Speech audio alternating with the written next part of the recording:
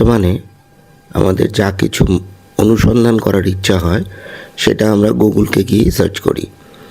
আমার কদিন ধরেই মনে হচ্ছিল যে ভারতবর্ষের মেজর মন্দির স্টেট ওয়াইজ কতগুলি আছে। সার্চ করলাম, উইকিপিডিয়া অনুযায়ী মোট পশ্চিমবঙ্গের 27টি মন্দিরকে দেখাচ্ছে।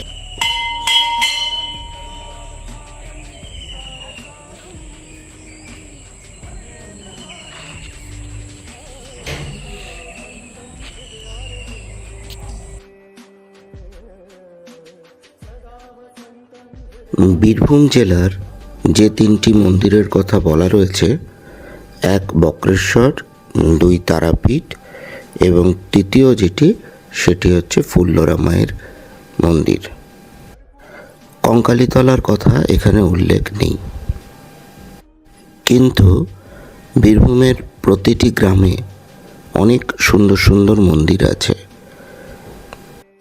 আজ আমি যে মন্দিরটিকে দেখাবো সেই মন্দিরটি ছোট্ট একটি গ্রামে, কিন্তু অদ্ভুত এবং সুন্দর তার আর্কিটেকচারাল ভিউ, এবং দেখে সত্যিই আপনাদের ভালো লাগবে। গ্রামটির নাম আমাদের সবারই জানা, লাভপুরের পাশে চৌহাট্টা গ্রাম। এই গ্রামে অনেক দেবদেবীর মন্দির আছে। তার মধ্যে আমার যেটা ভালো লেগেছে সেটা হচ্ছে চন্দ্রচূড়ের শিব মন্দির। এই মন্দির সম্পর্কে দেবজ্যোতিবাবু এই গ্রামেরই বাসিন্দা, তার মুখ থেকে কয়েকটা কথা জেনে নেওয়া যাক। আচ্ছা, এটা হচ্ছে আপনার অনাদিলিঙ্গ শিব এবং চৌহাট্টার দীর্ঘদিন ধরে এটা পূজিত হয়ে আসছেন। এর দেবোত্তর সম্পত্তিও রয়েছে। তারপর আপনার নিয়মিত পূজা, ভোরে নহবত পূজা, তারপর সন্ধ্যায় শীতল আরতি প্রতি সময়ে নিয়মিত হয়। শিবরাত্রি এবং গাজন এটা হচ্ছে বার্ষিক উৎসব। এছাড়াও প্রায় প্রতি সোমবারে শ্রাবণ মাসে জল শিবের মাথায় জল দেওয়া এটাও ঘটে থাকে। চৈত গাজনে এখানে একটি মেলা হয়। গ্রামের বহু ধর্মীয় সাংস্কৃতিক অনুষ্ঠান অর্থাৎ ধর্মীয় উৎসব অর্থাৎ তাদের যে সংস্কার পৈতা এখানেই অনেকেই দিয়ে থাকেন। এই মন্দিরটার মেইনটেনেন্স এত সুন্দর, যে ডেকোরেশন, এর জমি জায়গা আছে, দীর্ঘদিন ধরে জমি জায়গা আছে। কমিটি আছে, এর একটা কমিটি রয়েছে, সেই কমিটি এটাকে পরিচালনা করেন।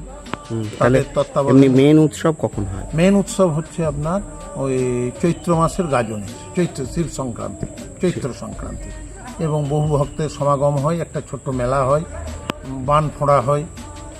আচ্ছা, বান ফোড়া হয়, এগুলো হয়ে থাকে। আর এমনিতে যে নাকি গোয়ালারা এখানে ওই গরু চড়াতো এটা জনশ্রুতি বা লোকপ্রবাদ, এবং দেখে যে তাদের গরুর বাঁট থেকে ফোঁটা ফোঁটা দুধ পড়ে যাচ্ছে, প্রতিদিন দুধ পড়ে যাচ্ছে, বা দুধটা কোথায় যাচ্ছে। তখন তিনি এখানে খুঁড়তে খুঁড়তে আবিষ্কার করেন, দেখেন যে এইটা একটি অনাদিলিঙ্গ শিব। এবং অনেকের অনুমান ওই যে মন্দিরের মধ্যে যে আমাদের শিবের গায়ে যে একটু একটু করে দাগ আছে, ওটা বোধহয় খনন কার্যের জন্যই বোধহয় ওই দাগটা হয়েছে, এইটা অনেকেরই অনুমান। এবার তখন কোনো ঘরটর ছিল না। এখন চন্দ্রচূড়ের সম্পত্তি এবং গ্রামবাসীর অনেকের দানে এই জিনিসটি গড়ে উঠেছে। এই হ্যাঁ